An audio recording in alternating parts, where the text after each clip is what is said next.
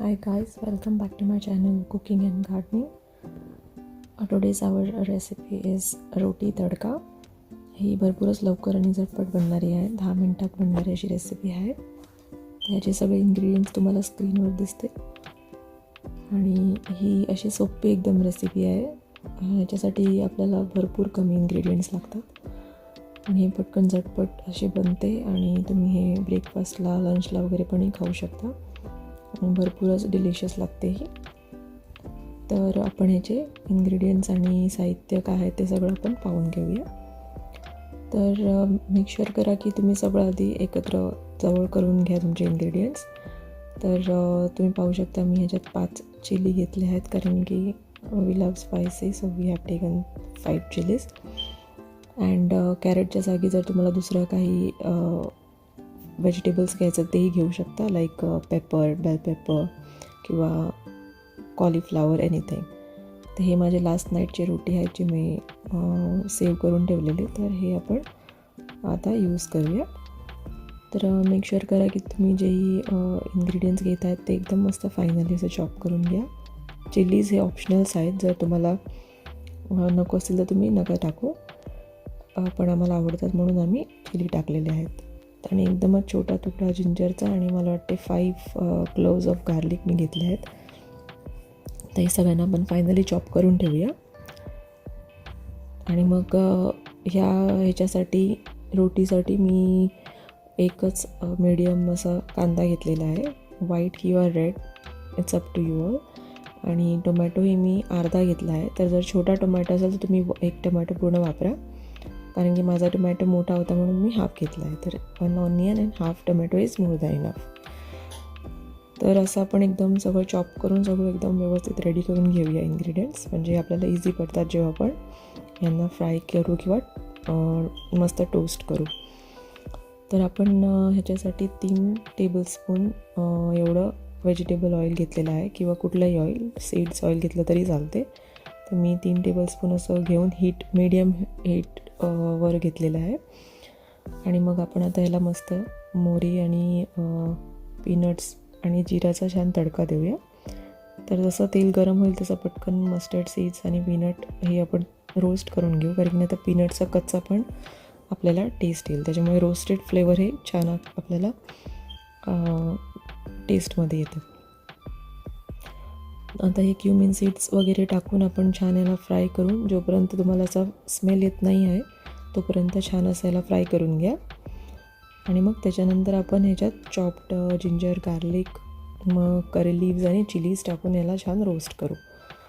आणि जिंजर आणि गार्लिक छान असं थोडंसं बर्न करून घ्या, कारण की त्याचा टेस्टही तुम्हाला मस्त फ्लेवर येईल असं. तर हे सगळं आपण टाकून छान तेलामध्ये ह्याला फ्राय करून घेऊया.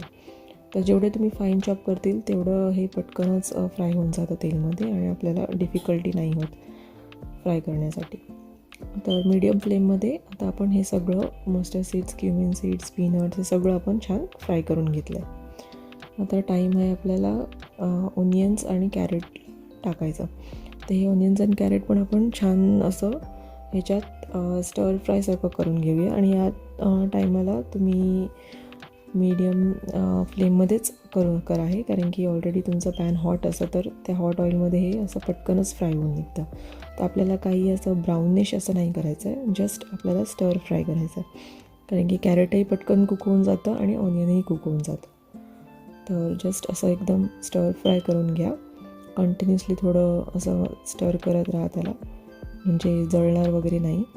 आणि या टायमाला जर तुम्हाला पाहिजे तर तुम्ही मीठ टाकू शकता किंवा तुम्ही एंडलाही टाकू शकता, हे तुमच्या टेस्टवरती आहे. तर मी आता ह्याच्यात काही मीठ वगैरे टाकलं नाही. तर तुम्ही पाहू शकता मस्त हे आता असं फ्राय झालेलं आहे. आता हे एकदा फ्राय झालं तर आपण ह्याच्यात टोमॅटो टाकूया.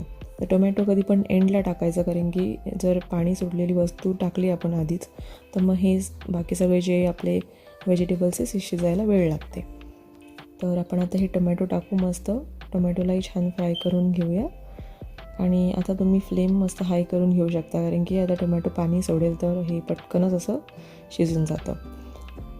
तर हे छान असं फ्राय करून पाहिजे तर तुम्ही 2 मिनटं वाफेवर ठेवून ह्याला पटकन असं शिजू शकता, किंवा जस्ट ओपन करून 2 मिनटं फ्राय करून घ्या, काही प्रॉब्लेम नाही. जसं हे एकदा स्टर केलं की आता आपण ह्याच्यात मसाले टाकून देऊ, कारण की मसाले टाकले की पाणीही ॲब्झॉर्ब होतं आणि पटकन शिजूनही जातं. तर सगळे इंडियन स्पायसेस तुमच्या फ्लेवरच्या हिशोबाने तुम्ही टाका.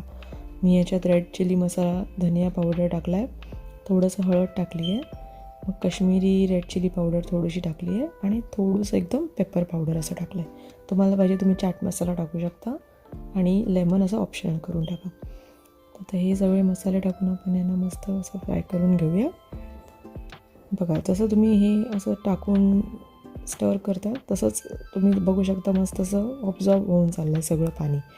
तर मेक शुअर करा अशीच स्टेप्स फॉलो करा, म्हणजे तुम्हाला छान असं टेस्ट भेटेल आणि मशी असं नाही भेटणार कॅरेट वगैरे किंवा जे तुम्ही व्हेजिटेबल्स टाकतात ते.